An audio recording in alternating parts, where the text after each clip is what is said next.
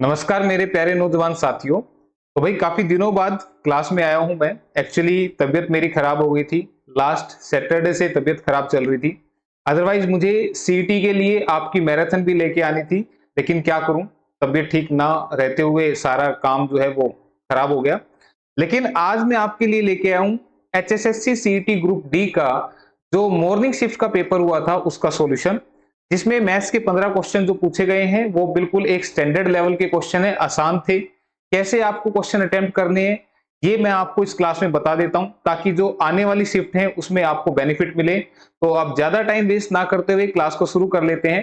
तो आज का जो फर्स्ट क्वेश्चन है वो आपके सामने स्क्रीन पर आ चुका है। Question profit and loss topic का है कि 17 गेंदों को 720 रुपए में बेचने पर 5 गेंदों के क्रय मूल्य के बराबर हानि होती है, तो एक गेंद का क्रय मूल्य ज्ञात कीजिए।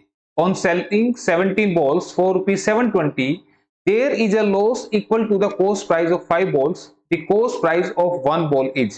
तो देखो, अगर ऐसा क्वेश्चन दोबारा से आपका आ जाए कहीं पर, तो आपने क्या करना है, 17 गेंदों को 720 रुपए में बेचने पर, इस क्वेश्चन की शुरुआत हमेशा इसी तरह से होगी कि 17 गेंदों को बेचने पर, तो आपने क्या लिखना है, 17 का selling price. SP stand for selling price, यानी कि विक्रय मूल्य। भाई 17 गेंद बेची है तो 17 का सेलिंग प्राइस इक्वल टू 17 का कॉस्ट प्राइस। ये आपने अपने पास से लिखना है। भाई 17 बेची है तो 17 खरीदी भी होंगी, ठीक है। तो 17 का एसपी बराबर है 17 का सीपी, और ऐसा करने से 5 गेंदों के कॉस्ट प्राइस के बराबर हानि होती है। तो आपने इस साइड लिखना है 5 का कॉस्ट प्राइस, और हानि है उसके लिए लगाना है आपने माइनस। अगर यहां पे बोलता प्रॉफिट हुआ तो प्लस लगाना, लॉस बोलेगा तो माइनस लगाना है, ठीक है। क्रय मूल्य के बराबर तो यहाँ पे सीपी लिखना है, अगर सेलिंग प्राइस के बराबर बोलता तो यहाँ पे एसपी लिख देते, ठीक है। इतना करने के बाद अब आप इसको सोल्व करेंगे। कैसे करना है, सीपी सीपी एक ही साइड सोल्व होंगे, तो 17 में से 5 गए तो कितने बच गए, 12 का सीपी इक्वल टू 17 का एसपी। अगर ये एसपी होता तो फिर इसको हम इधर ले आके सोल्व कर लेते, ठीक है। यानी कि 17 गेंदों का विक्रय मूल्य 12 गेंदों के क्रय मूल्य के बराबर है, ठीक है। तो अब मुझे बताओ इस क्वेश्चन में क्या दे रहे हैं कि 17 गेंदों का सेलिंग प्राइस तो 720 रुपए है। 17 गेंदों का सेलिंग प्राइस कितना है, 720। तो इसकी जगह 720 रख दें।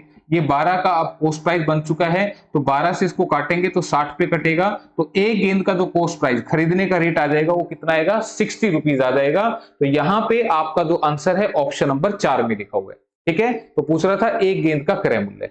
इसी क्वेश्चन में यहाँ पे प्रॉफिट और लॉस भी पूछ सकता है, तो उस सिचुएशन में यहाँ पे क्या करना होगा, उसमें फिर इसके बाद चलेगा क्वेश्चन। यहां पे आपसे पूछेगा अगर एक व्यक्ति को 17 गेंद बेचकर 5 गेंदों के क्रय मूल्य के बराबर हानि हुई तो उसका प्रॉफिट या लॉस परसेंट कितना है, ठीक है। यहां पे ये नहीं पूछेगा, फिर प्रॉफिट या लॉस परसेंट पूछेगा। तो उसके बाद यहां पे आपने इसके बाद कैसे करना है, एसपी यहीं पर लिखना है, सीपी इधर से इधर डिवाइड में आ जाएगा, मल्टीप्लाई से कहां आ जाएगा, डिवाइड में। ये 12 यहीं पर लिखा हुआ था और 17 यहां से नीचे चला गया। क्लियर है, यहां तक बात समझ में आई। तो अब देखो, सीपी के सामने लिखा है 17, एसपी के सामने लिखा है 12। इसका मतलब खरीदी थी 17 रुपए की और बेची है 12 रुपए की, तो जाहिर सी बात है यहां पर क्या हो गया, लॉस हो गया। कितने का लॉस हो गया, 5 का।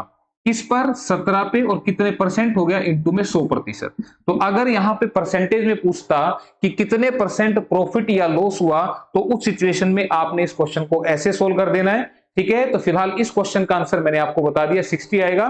तो ये एक क्वेश्चन मैंने आपको और बता दिया, ठीक है। तो ध्यान रखना, नीचे कॉस्ट प्राइस, लाभ प्रतिशत या हानि प्रतिशत हमेशा कॉस्ट प्राइस पर कैलकुलेट करते हैं। तो 17 का सामान अगर 12 में बेचा तो 5 का लॉस हो गया, किस पर, 17 पे, इंटू में 100% या 100। आगे सोल्व कर लेना, मैं फिलहाल यहीं छोड़ रहा हूं, ठीक है। तो इसी के साथ फिर नेक्स्ट क्वेश्चन की तरफ बढ़ते हैं। अगला जो क्वेश्चन आपके सामने, क्वेश्चन नंबर 42, ये सिंप्लीफिकेशन टॉपिक का क्वेश्चन है।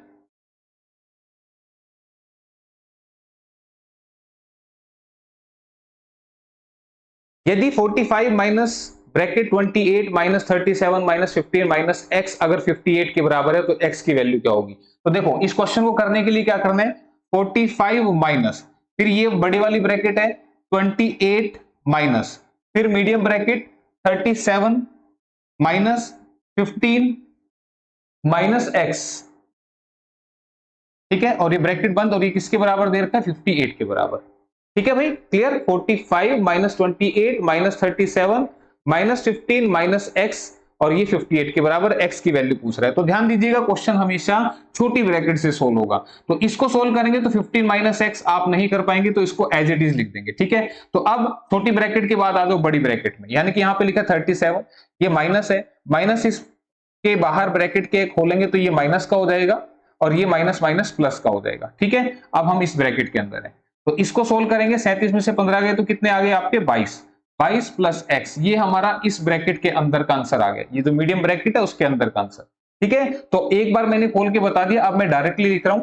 ये माइनस से अंदर के साइन चेंज होते हैं, ये बात मैंने आपको समझाई। तो यहां पे क्या लिखूंगा 28 माइनस, ये जब खोलेंगे तो ये माइनस का 22 और ये माइनस के एक्स हो जाएंगे।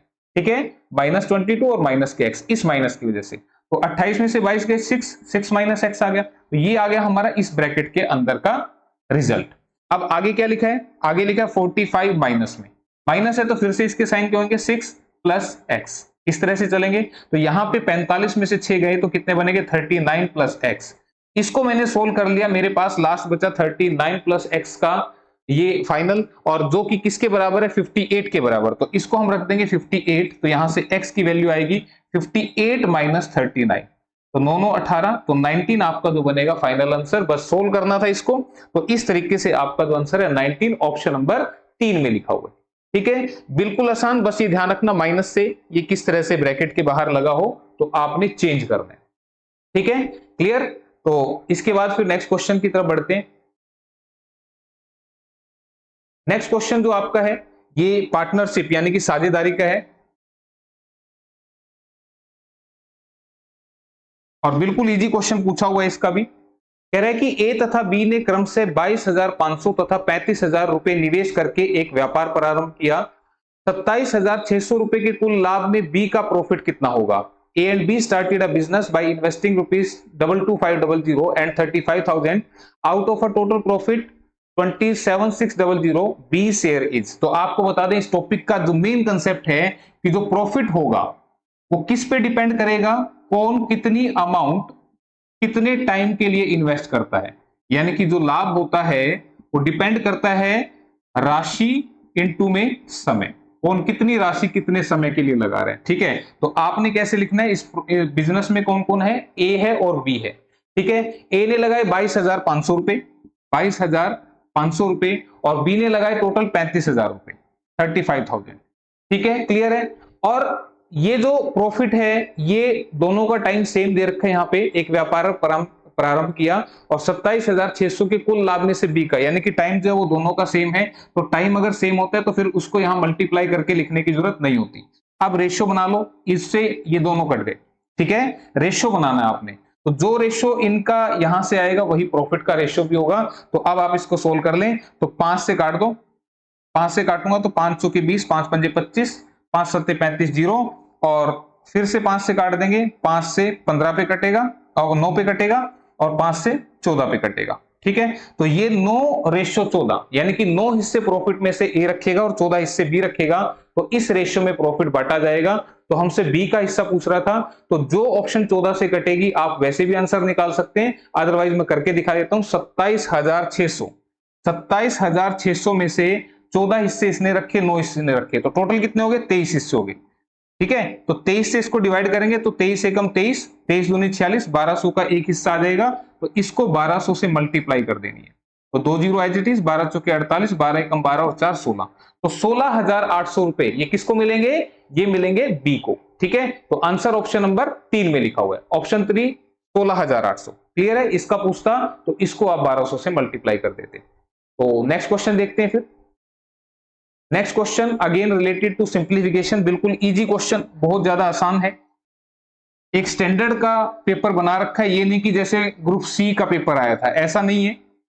ठीक है, यदि x बाई वाई 1/3 है तो x square plus Y square upon x square minus Y square की वैल्यू क्या होगी। ध्यान दीजिए इस क्वेश्चन में x की जगह तो 1 रख दो और y की जगह 3 रख दो, आंसर आ जाएगा। x की जगह 1 रखूंगा तो ये क्या बनेगा, this is 1 square plus 3 square. मैंने बोला x की जगह 1 रख दो और y की जगह 3 रख दो, तो ये बनेगा 1 स्क्वायर प्लस 3 स्क्वायर, और नीचे क्या बन गया 1 स्क्वायर माइनस 3 स्क्वायर। तो 1 का स्क्वायर 1 होता है, 3 का स्क्वायर 9, 3 इंटू 3 9 कर देंगे, ये 1 माइनस 9, दिस इज 10 अपॉन में माइनस 8, तो काट दो, 2 पंजे 10, 2 चौके 8, तो 5/-4 या 5/-4 बोले या -5/4 बोले, दोनों का अर्थ सेम है। तो आंसर ऑप्शन नंबर 3। ठीक है, ये बोल दे या इसको ऐसे बोल दे, दोनों का मतलब सेम है। ठीक है, इस माइनस को आप ऊपर भी लिख सकते हैं। तो आंसर जो है वो आपको बताया ऑप्शन नंबर 3 में लिखा हुआ था। ठीक है, तो बिल्कुल इजी था ये भी। तो नेक्स्ट क्वेश्चन की बात करते हैं। नेक्स्ट क्वेश्चन आपका,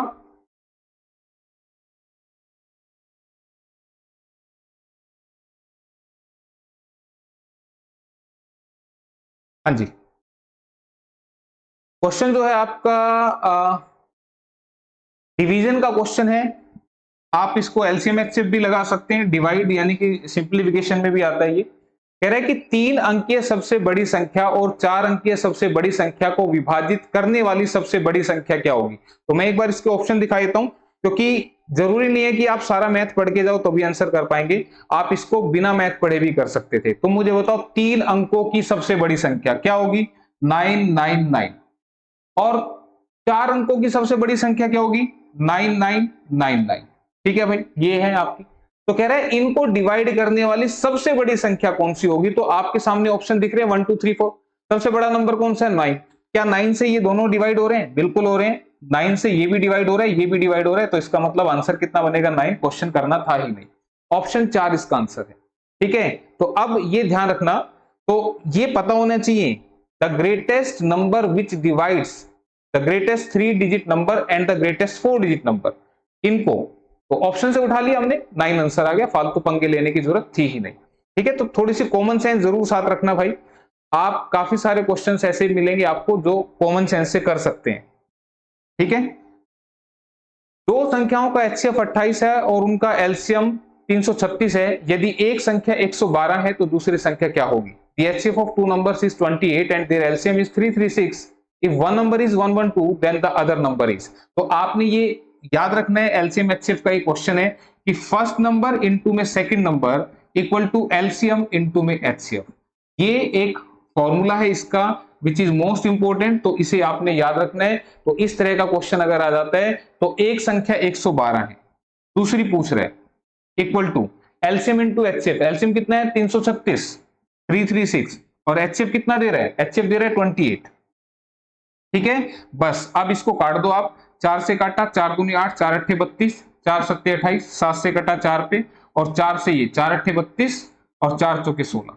तो आंसर सेकंड नंबर कितना बना 84। मैं कैसे कट करता हूं, मैं इधर उधर नहीं लिखता, ऊपर से ऊपर काट देता हूं। तो आंसर आपका 84 आएगा, यानी कि ऑप्शन नंबर 3 में लिखा हुआ है।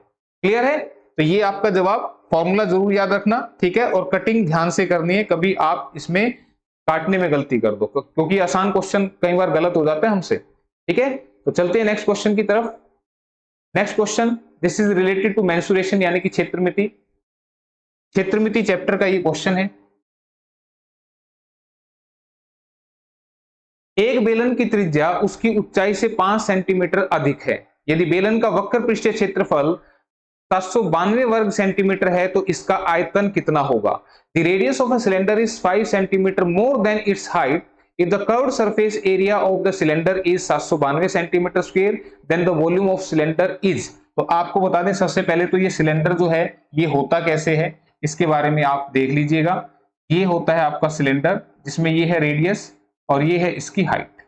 ठीक है, ये आपका सिलेंडर होता है। ठीक है, तो इसमें जो वक्र पृष्ठीय क्षेत्रफल होता है, वक्र पृष्ठीय क्षेत्रफल, ठीक है, जिसको आप इंग्लिश में बोलते हैं कर्व्ड सरफेस एरिया। तो ये कौन सा पोर्शन होता है, जैसे मार्कर आपको दिखाई दे रहा है, तो ये वाला जो पोर्शन होता है इसको हम बोलते हैं कर्व्ड सरफेस एरिया, जो कि किसके बराबर होता है 2 पाई आर एच के बराबर। ठीक है, ये होता है वक्र पृष्ठीय क्षेत्रफल। और इसका आयतन यानी कि वॉल्यूम क्या होता है, इसका वॉल्यूम अगर देखा जाए तो this is pi R square H, ये इसका वॉल्यूम होता है। यानी कि हमसे इस क्वेश्चन में पूछ रहे हैं इसका वॉल्यूम कितना होगा, यानी कि पाई आर स्क्वायर एच की वैल्यू पूछ रहे हैं। तो आपको बता दूं पाई का मतलब होता है 22/7 इनटू में रेडियस की जो भी वैल्यू आएगी, हाइट की जो भी वैल्यू आएगी, इनको सोल्व करके हमारा जो आएगा वो आंसर आएगा। ठीक है, रेडियस और हाइट की जो भी वैल्यू होगी इनको सोल्व करके हमारा आंसर आएगा। तो आपको बता दूं ये जो आंसर आएगा उसमें 22 यानी कि 22 कह लो या 11 कह लो, 11 मल्टीप्लाई हो रहा है। आप मुझे बताओ ये 22 जो है ये 2 गुना 11 है ना, तो अगर जो आंसर मेरा 11 से कट गया वही इसका आंसर होगा। क्वेश्चन मात्र इतनी सी देर का था, ठीक है। तो आपको बता दें इसमें ये 11 से कटेगा या नहीं कटेगा, इसके लिए आपने क्या करना है, अल्टरनेट पोजीशंस को मैं एक बार लिख के बता देता हूं। 5 7 1 2 ये 11 से कटेगा या नहीं कटेगा कैसे पता लगेगा, अल्टरनेट पोजीशंस का सम कर दें। 5 और 1 कितना बन गया 6, 7 और 2 कितना बन गया 9। इन दोनों का डिफरेंस अगर 0 आ जाए तो ये 11 से कटेगा, 0 आ जाए, 11 आ जाए, 22 आ जाए, मतलब 11 से कटने वाला नंबर आ जाए या 0 आ जाए तो 11 से कटेगा, नहीं तो ये नहीं कटेगा। तो मुझे बताओ 6 और 9 का अंतर 0 11 22 तो आ ही नहीं सकता, इसका मतलब ये 11 से नहीं कटेगा, ठीक है। सेकंड ऑप्शन में 5 और 4 9, 2 और 4 6, इन दोनों का टोटल 9 और 2 और 4 का टोटल 6, ये भी नहीं कटेगा। 5 और 4 9, 5 और 4 9, यहां पे अगर टोटल करूंगा, देख लो मैं करके दिखा रहा हूं, 5 5 4 4, ये बनेगा 9, ये बनेगा 9, देखो ये भी 9 है, ये भी 9 है, और इन दोनों का जो डिफरेंस है 9 में से 9 गया 0, तो इसका मतलब ये 11 से कटेगा, ठीक है। लेकिन एक बार लास्ट ऑप्शन भी देख लेते हैं। लास्ट ऑप्शन जो है वो 5306, तो 5 और 0 5, 6 और 3 9, तो 6 और 3 9 और 5 का जो डिफरेंस है वो नहीं आ रहा 0 के बराबर, तो इसका मतलब जो आंसर है वो ऑप्शन नंबर 3 है। तो क्वेश्चन बिना सोल्व करे हो सकता है। अब किसी को लगे बोले जी 11 से ही काट के क्यों देखा, आप मुझे बताओ, अगर कोई नंबर है, मैंने कहा 3 इंटू में 11 क्या बनेगा 33, तो ये जो बना नंबर ये 3 और 11 की मल्टीप्लाई से बना है, तो जाहिर सी बात है 11 से भी कटेगा, 11 से भी कटेगा और ये 3 से भी कटेगा। तो मैंने कहा जब इस क्वेश्चन का आंसर ऐसे बनेगा, कोई ना कोई रेडियस की वैल्यू, कोई ना कोई हाइट की वैल्यू आएगी, आएगी ना, तो जो भी वैल्यू आएगी इन सबको मल्टीप्लाई करके आंसर आएगा ना। तो इसमें ये जो 22 लिखा हुआ है ये 2 गुना 11, यही तो है ना, यानी कि आंसर में जो आएगा वो 2 से भी कटेगा 11 से भी कटेगा, तो 11 से ही काट के देख ले, क्योंकि 2 से अगर आप काटेंगे तो सारी ऑप्शन 2 से कट रही थी। कोई कहे कि बोला जी 2 से क्यों नहीं काटा, 2 से तो सारी कट रही थी, ठीक है, तो इसलिए 11 से कट रही थी, तो मैंने इस करके आपको बताया, ठीक है, क्लियर। तो ये आपने करना था, ऐसे याद रख लो, या एक तरीका और भी हो सकता है 7 से भी कटेंगे वो ऑप्शन, ठीक है। अगर आप इसको 7 से भी काट के देखेंगे तो ये ऑप्शन 7 से भी आपकी कटेगी, क्लियर है, काट के देख लेना, इतना तो कर लोगे, या पूरा डिटेल ही समझाना पड़ेगा। अगर मैं बात करूं 5 5 4 4 को, ये 7 से भी कटेगा, आप इसको काटेंगे तो 7 सत्ते 49, 64 आया, 7 में 63, कितना बचा 7 दूनी 14, पूरा कट रहा है ना, तो ये 7 से भी कट सकता था। तो ये कैसे पता लगेगा, क्योंकि जब ये आएगा तो ये इधर मल्टीप्लाई आएगा ना, ये इधर मल्टीप्लाई आएगा घूम के, ठीक है, तो आंसर में 7 का मल्टीप्लाई भी होगा, तो या तो कट जाता है या मल्टीप्लाई होता है, तो आपने बस इस तरीके से ध्यान रखना है। फिर भी किसी बच्चे को लगता है कि नहीं सर सॉल्यूशन भी बता दीजिए एक बार, तो मैं एक बार आपको सॉल्यूशन भी थोड़ा सा करके दिखा देता हूं, ठीक है। हालांकि क्वेश्चन ऐसे अटेम्प्ट करना था फास्ट, कह रहा है कि बेलन की जो त्रिज्या है वो ऊंचाई से 5 सेंटीमीटर ज्यादा है, रेडियस जो है वो हाइट से 5 सेंटीमीटर ज्यादा है, ये x है तो ये x + 5 है, ठीक है। कह रहे बेलन का वक्र पृष्ठीय क्षेत्रफल 792 है, तो वक्र पृष्ठीय क्षेत्रफल मैंने लिखा है, तो आप क्या कहेंगे 2 × पाई, पाई कितना होता है 22/7, रेडियस कितना हो गया x + 5, और ये कितना हो गया x, इसकी वैल्यू 792 दे रहे हैं, ठीक है भाई। अब इसको सोल्व कर लो, 11 दूनी 22, 11 सत्ते 77, 11 दूनी 22, 2 से काट दो 36 पे कटेगा, 2 से काट दो 18 पे कटेगा, तो x + 5 × x किसके बराबर आ गया, 7 × 18 126 के बराबर, ठीक है। तो अब यहां से आपको इसको जब सोल्व करेंगे तो एक क्वाड्रेटिक इक्वेशन मिलेगी, मतलब इसकी मल्टीप्लाई करूंगा तो ये ऐसी इक्वेशन बनेगी, x² + 5x = 126, इस 126 को इधर ले आऊंगा तो -126 = 0 हो जाएगा, ठीक है। फिर इसके फैक्टर बनाओगे, तो इससे अच्छा ये है कि आप इसकी दो वैल्यू अपने पास से अज्यूम कर लो जिनका प्रोडक्ट ये आता हो, ठीक है। तो मैंने कहा कि 9 और 14, 9 और 14, ध्यान दो ये वाला जो है ये कैसे मैंने लिया, दिस इज 9 + 5, 9 + 5, इसको करूंगा तो ये 126 देगा, 14 में 126 होते हैं, ठीक है। अगर आप क्वाड्रेटिक से सोल्व कर सकते हैं तो क्वाड्रेटिक से कर लो इसको, द्विघात समीकरण से, अदरवाइज ये मैंने डायरेक्ट अजम्पशन ले लिया यहाँ पे, ठीक है। और अजम्पशन कैसे लेते हैं, कोई बच्चा कहेगा बोला जी ये कैसे ले लिया, तो आप 126 को जब ब्रेक करेंगे तो ये किससे टूटेगा, 2 से 63 पे टूटेगा, 3 से 42 पे टूटेगा, 4 से टूट नहीं रहा, 5 से नहीं टूट रहा, 6 से 21 पे टूटेगा, 7 से कट रहे हैं, 7 × 7 7 × 8 = 56, 18 × 7 = 126 होते हैं ना, 7 से भी कट रहे हैं। फिर 8 से नहीं कट रहा, 9 से, 9 × 9 9 × 4 = 36, तो ये क्या है, ये फैक्टर्स बना रहा हूं मैं यहाँ, ठीक है। तो आप देखो 14 और 9, इन्हीं में 5 का गैप है, इन्हीं में जो है 5 का गैप है, यही वाली वैल्यू क्यों ली गई और क्यों नहीं ली गई, क्योंकि इनके अंदर 5 का गैप है। तो उसने बोला था कि हाइट से 5 ज्यादा है रेडियस, तो अगर ये हाइट है तो ये रेडियस आपका बन जाएगा। ठीक है, तो इस तरीके से आप लगा सकते हैं। तो यहां से हमने डायरेक्ट वैल्यू ले ली, ये 9 आ गई और ये हमारा 14 आ गया। ठीक है, तो 5 ज्यादा हो गया। तो अब उसने क्या पूछा था, बोला इसका आयतन बता दो, तो वॉल्यूम पूछ रहा था। तो वॉल्यूम क्या होगा, pi into R square, R कितना है 14, इंटू 14 इंटू में हाइट विच इज 9। तो 7 से काट देंगे 2 पे और इसको मल्टीप्लाई करेंगे, then you will get 5544। This is detail, but इसकी कोई जरूरत नहीं थी, मैंने आपको जो तरीका बताया उससे आप कर सकते थे। लेकिन फिर भी ये क्यों समझा दिया, हो सकता है बाई चांस सारी ऑप्शन अगर 11 से कटती तो उस सिचुएशन में फिर ये तरीका भी आपको पता होना चाहिए। ठीक है, चलो नेक्स्ट क्वेश्चन की तरफ बढ़ते हैं। नेक्स्ट क्वेश्चन जो है आपका which is time speed and distance, समय दूरी तथा चाल।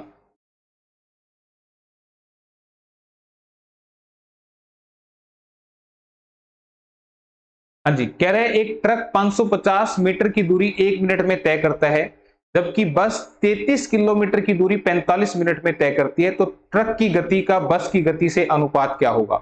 अ truck covers a distance of 550 metre in 1 minute, whereas a bus covers a distance of 33 kilometer in 45 minutes. The ratio of speed of the truck to the speed of bus. तो आपको speed किसकी लेनी है पहले, truck की।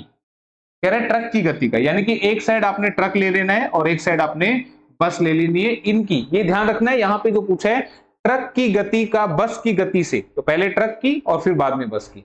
अब मुझे बताओ, ट्रक 550 मीटर 1 मिनट में तय कर गया, तो इसकी स्पीड क्या होगी। स्पीड होती है डिस्टेंस अपॉन में टाइम।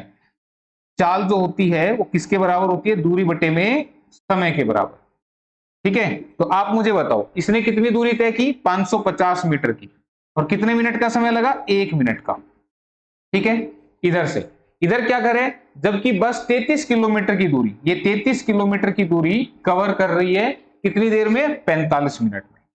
ठीक है, तो अब ध्यान दें, ये रेशियो आपसे पूछा जा रहा है, लेकिन रेशियो में एक चीज ध्यान रखनी है आपने कि यूनिट आपकी सेम होनी चाहिए। यहां मीटर पर मिनट है तो यहां भी मीटर पर मिनट हो जाना चाहिए, या फिर इसको किलोमीटर पर मिनट बना लो, जैसा आपको ठीक लगे, कोई भी तरीका कर सकते हो। तो मैं आसान सा तरीका बताता हूं, 1 किलोमीटर में 1000 मीटर होते हैं, तो ये भी अब किस में बन गया, मीटर में बन गया। ठीक है, कोई बोले कि सर ये मीटर पर मिनट है, लेकिन स्पीड तो मीटर पर सेकंड में हमने सुनी है, तो सेकंड बनाओगे 60 से मल्टीप्लाई करना पड़ेगा, 60 से इधर करोगे तो 60 से इधर भी करोगे, तो ये रेशियो में कट जाता है। इसलिए मैंने कहा था कि बस ये सेम कर लेना, आंसर अपने आप आपके पास आ जाएगा। ठीक है, तो 60 भी किसी के मन में आए कि सर मीटर पर सेकंड में स्पीड क्यों नहीं बनाई, तो मैंने बना के दिखा दी।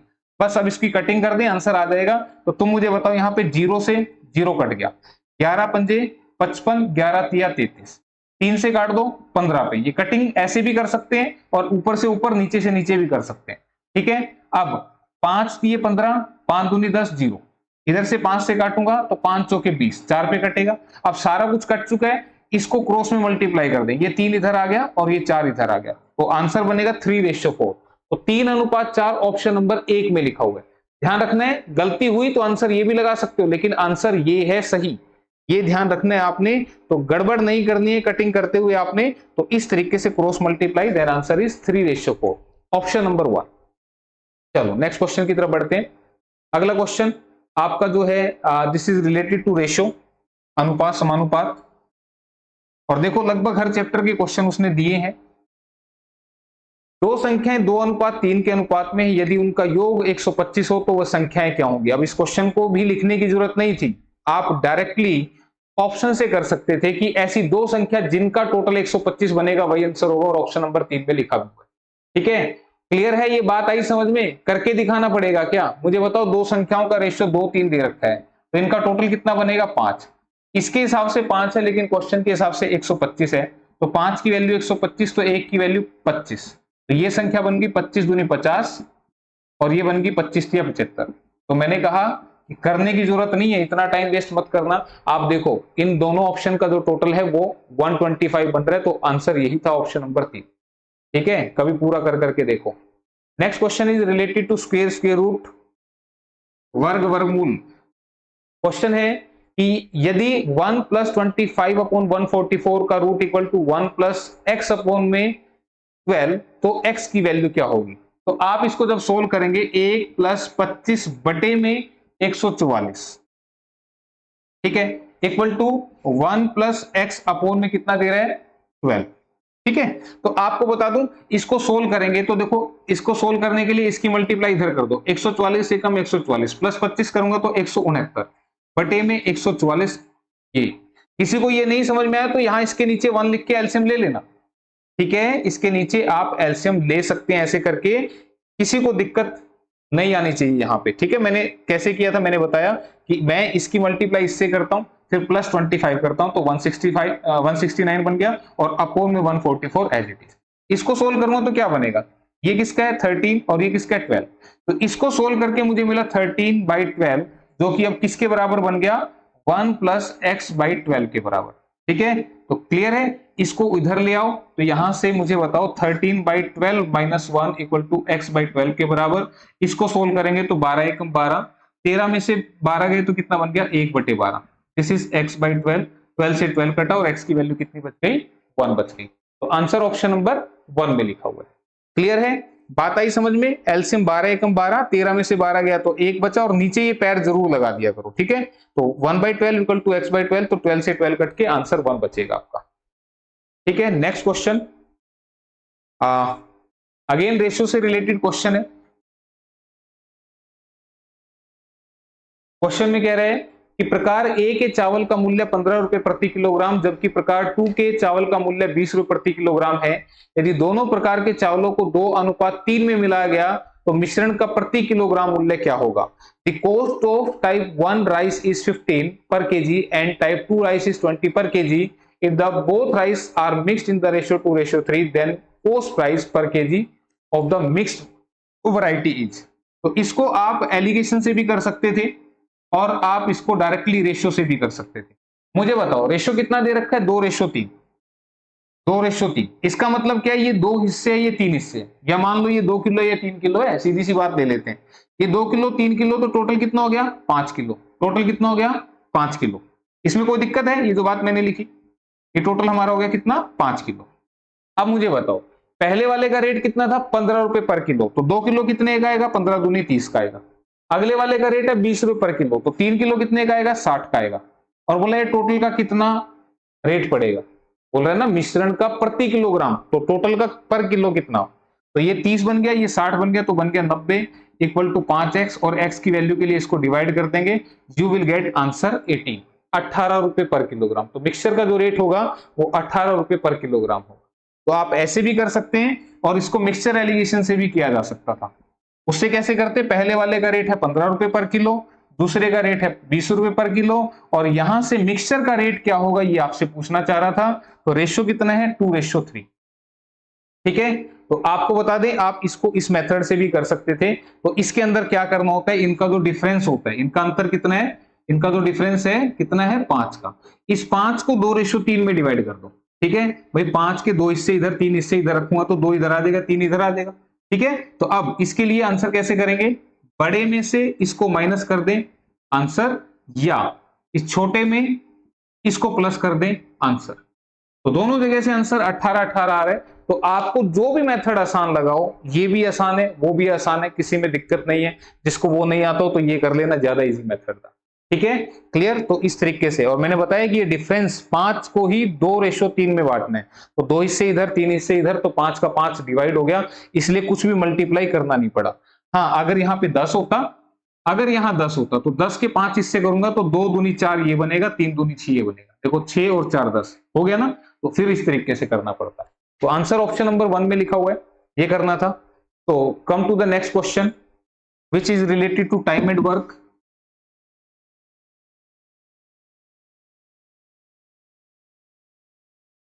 हाँ जी, क्या कह रहे हैं क्वेश्चन, बराबर समय में ए बी से 20% कम कार्य करता है। यदि ए किसी कार्य को 7.5 घंटे में पूरा कर सकता है तो बी इसी कार्य को कितने समय में पूरा कर पाएगा।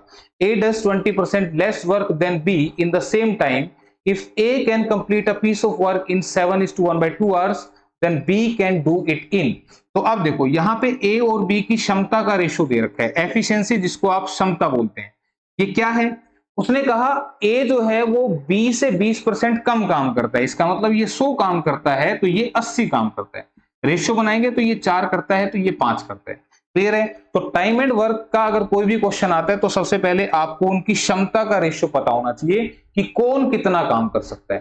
फिर इसका जो कंसेप्ट होता है, कंसेप्ट ये होता है कि टोटल वर्क यानी कि कुल काम बटे में वन डे वर्क यानी कि एक दिन का काम, यानी कि जिससे काम करवाना है उसका एक दिन का काम। अगर मैं टोटल वर्क को एक दिन के काम से डिवाइड करूंगा तो आंसर मिल जाएगा। तो अब देखो कैसे करना है। मुझे बताओ बी काम कितने समय में पूरा करेगा, तो काम किससे करवाना है? बी से। अब टोटल वर्क कैसे बनेगा? यदि ए काम को 7.5 घंटे में पूरा कर सकता है तो तुम मुझे बताओ ए तो 1 घंटे में 4 ही काम कर रहा है, तो 7.5 घंटे में कितने करेगा? 4 गुना 7.5, तो 7.5 क्या होता है? 15/2 होते हैं। ये बात ध्यान रखना। 15/2 कैसे लिखा? 7.5 का मतलब या तो ऐसे लिख लेना या ऐसे लिख लो, बात दोनों बराबर है, जिसको जो अच्छा लगे वो लिख लेना। ठीक है, मैंने फिलहाल क्या किया, 7 दूनी 14 और 1 15/2 करके लिख दिया। अब बी से काम करवाना है तो टोटल वर्क मेरे को पता लग गया। अब एक दिन का काम बी का कितना है? 5, तो इसको 5 से डिवाइड करना है, बस आंसर आ जाएगा 5 × 15, 2 दूनी 4, 6 दिन का समय लगेगा बी को। ठीक है, तो आंसर 6 दिन यानी कि 6 घंटे। यहाँ पे घंटे दे रखे थे ना, टाइम दे रखे थे। क्लियर? तो ये ध्यान रखना, यहाँ पे 6 hour, A does 20% less work. ध्यान रखना यहाँ पे ये टाइम का रेशियो भी दे सकता था।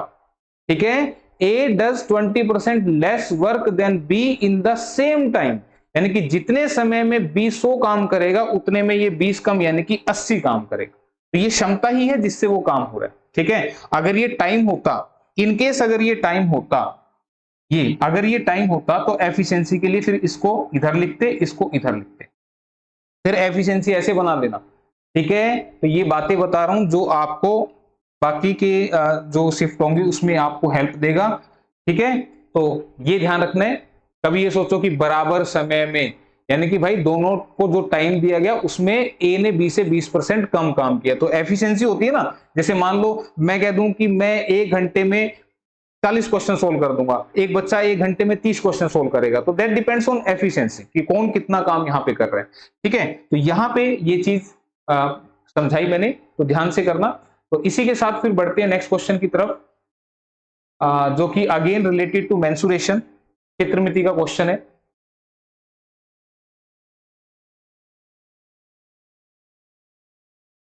क्या कह रहा है क्वेश्चन? यदि किसी आयत के विकर्ण की लंबाई तथा क्षेत्रफल क्रमशः 25 मीटर तथा 168 वर्ग मीटर है तो आयत की लंबी भुजा कितनी होगी? If the length of the diagonal and the area of the rectangle are 25 meter and 168 meter square respectively, then the longer side of the rectangle is। सबसे पहले तो भाई ये रेक्टेंगल किसको बोलते हैं? इसको बोलते हैं, ये आयत है, ये लंबाई है, ये चौड़ाई है, ये लंबाई है, ये चौड़ाई है। ठीक है, ये है इसका डायगोनल यानी कि विकर्ण। क्लियर है, बात आ रही है समझ में? तो यहाँ पे इसका जो परिमाप होता है, पेरीमीटर होता है, वो होता है twice of L plus B. परिमाप किसको बोलते हैं? सारी साइड्स के टोटल को। तो L plus L, B plus B, 2 बार एल आया, 2 बार बी आया, तो 2 बाहर कॉमन ले लिया, एल प्लस बी। या तो ऐसे याद कर लो, या एल प्लस बी, इनका टोटल एल प्लस बी है, इनका टोटल भी तो एल प्लस बी है, तो एल प्लस बी का डबल कर दो, बात बराबर। इसको इंग्लिश में पेरीमीटर बोलते हैं, दिस इज पेरीमीटर। इसका एरिया कितना होता है? क्षेत्रफल कितना होता है? लंबाई गुना में चौड़ाई, एल इंटू बी। और इसका जो डायगोनल होता है, विकर्ण कितना होता है? इसका विकर्ण याद रखना, this is equal to L square plus B square under the root. ये सारे फॉर्मूले हैं, मैं किसकी बात कर रहा हूं, ये दोनों सेम होंगे, लेकिन समझाने के लिए मैं एक को मिटा रहा हूं यहाँ पे। ये जो है इसी को बोलते हैं L square plus B square का रूट, और ये एक समकोण त्रिभुज बनती है इसमें, ये वाली जो आपको दिखाई दे रही है। तो अब आपको बता दूं ये क्वेश्चन था कितनी देर का, ये तो फॉर्मूला सेक्शन हो गया। कह रहा है कि इसके विकर्ण की लंबाई 25 है, यानी कि ये जो दे रखा है आपको, ये 25 दे रखा है, ये 25 दे रखा है, और इसका एरिया 168 दे रखा है। तो आपको बता दूं ये समकोण त्रिभुज में ट्रिपलेट्स होते हैं। तो अगर मैं कह दूं ये 7 है, ये 24 है, तो 7, 24, 25 का ट्रिपलेट होता है। और ट्रिपलेट क्या बीमारी होती है वो भी मैं बता देता हूं कि एक समकोण त्रिभुज के अंदर ये बेस होता है, ये परपेंडिकुलर होता है, ये हाइपोटेन्यूज होता है। तो पाइथागोरस थ्योरम कहती है कि P square plus B square equal to H square, ये पाइथागोरस की थ्योरम है।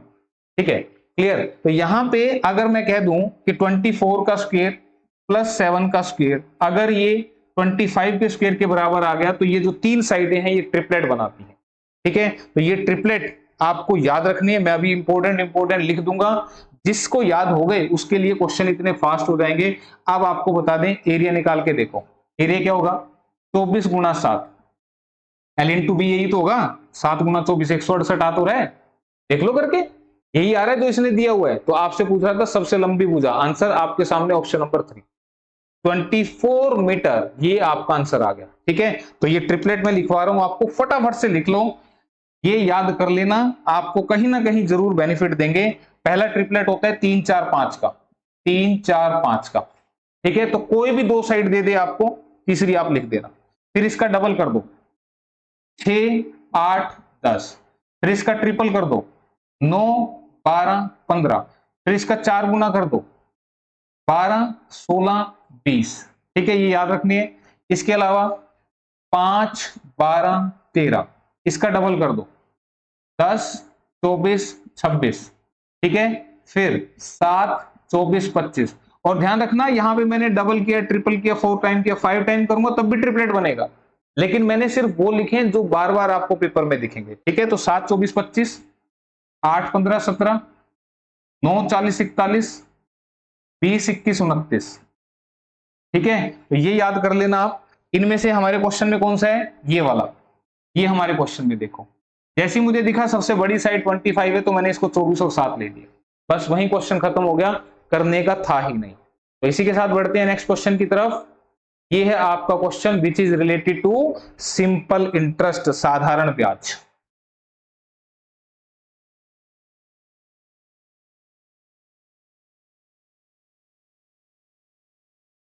साधारण ब्याज की किस दर से कोई राशि 12 वर्ष में स्वयं की दोगुनी हो जाती है? At what rate of simple interest a sum of money double itself in 12 years. ध्यान दो, 100 के 200 बन जाएंगे, कितने बढ़ गए, 100 रुपए, 100 के 200 कितने बढ़ गए, 100 रुपए बढ़ गए, कितने साल में, 12 साल में। तो रेट ऑफ इंटरेस्ट सीधा ये ट्रिकी सॉल्यूशन है आपका, मैं अभी थोड़ा डिटेल भी समझा दूंगा। इस 100 को 12 से डिवाइड कर देना, 4 तिये 12, 4 2500, 8 सही 1/3%। क्वेश्चन खत्म हो चुका है। आंसर आपका देख लेते हैं कहां लिखा हुआ है, ऑप्शन नंबर 2 में लिखा हुआ है। ठीक है, फिर भी किसी बच्चे को नहीं समझ में आया हो तो प्रिंसिपल था 100 और 100 के बन गए 200, तो अमाउंट होगी 200। कितना टाइम लगा, 12 साल।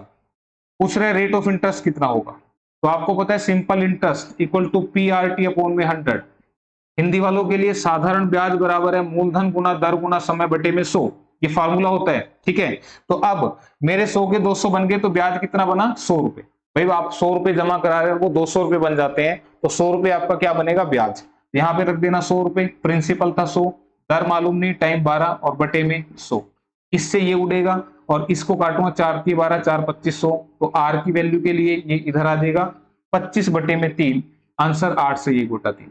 तो देखो ध्यान से, जब भी ऐसा क्वेश्चन आ जाए कि दुगने हो जाएंगे, तीन गुने हो जाएंगे, तो आपसे क्या क्या पूछ सकता है, या तो आपसे रेट पूछेगा या आपसे टाइम पूछेगा, इन दोनों में से कोई भी पूछेगा। तरीका आपको बता दिया, जितने भी हो जाएं, अगर दुगने हो गए तो कितने बढ़ गए, बटे में टाइम। अगर रेट यहां पे दे रखा हो तो ये बटे में रेट, तो आपका टाइम आ जाएगा। मान लो इसी क्वेश्चन में बोल देता कि 12% दर थी, टाइम क्या होगा, तो फिर आप करना 100 बटे में 12%, तो फिर 8 से 1/3 साल। बस फर्क हो जाएगा, यहां परसेंटेज लिखा जाएगा, अगर रेट पूछ रहा है, टाइम पूछ रहा है तो यहाँ पे ईयर लिखा जाएगा, तरीका सेम ही रहेगा, लेकिन इसके डबल हो गए, ट्रिपल हो गए इस तरह के क्वेश्चन में। इसी के साथ फिर अगला क्वेश्चन जो हमारा है, ये है आपका प्रॉफिट एंड लॉस से रिलेटेड क्वेश्चन। ठीक है, प्रॉफिट एंड लॉस, लाभ तथा हानि। क्वेश्चन है, अरुण एक सेल में स्केट्स का एक जोड़ा खरीदता है जहां उसे 20% का बट्टा मिल रहा है। यदि उसने 1600 रुपए दिए हों तो निम्न में से कौन सा स्केट्स के एक जोड़े का अंकित मूल्य है? Arun buy a pair of skates at a sale where the discount given is 20%. If the amount he pays is 1600, then which of the following is the mark price of the skates? तो आपको बता दें, अगर 20% discount में, छूट में आप कोई सामान लाते हैं तो इसका मतलब आप उसको 80 रुपए का लाते हैं। 80 की वैल्यू ही क्वेश्चन में 1600 है, 100 की पूछ रहे हैं, तो 80 की 1600 तो 1 की 1600 बटे में 80 और 100 के लिए इंटू में 100 कर देना। इससे काटेंगे तो 20 पे कटेगा और मल्टीप्लाई करके 2000 बनेगा मार्क प्राइस, जो कि इसका आंसर है। तो आंसर ऑप्शन देख लेते हैं एक बार, ऑप्शन नंबर 4 में लिखा हुआ है। ठीक है, तो इस तरीके से करना था, बहुत अच्छा पेपर, मतलब एक स्टैंडर्ड के क्वेश्चन है, कोई मुश्किल नहीं कह सकते, इजी क्वेश्चन पूछे हुए हैं कि भाई कभी आप सोचो कि सर जी क्या होगा, तो ये आपका पेपर था मॉर्निंग शिफ्ट का 21 अक्टूबर 2023 का। इवनिंग शिफ्ट का सॉल्यूशन भी लेके आऊंगा मैं आपके लिए, ठीक है। तो आप इनको कर लेना और ज्यादा से ज्यादा शेयर करें ताकि जो बच्चा तैयारी कर रहा है उनको भी इसका बेनिफिट मिले, ठीक है। तो मिलते हैं अगले शिफ्ट के पेपर के साथ। तो thank you, bye, take care.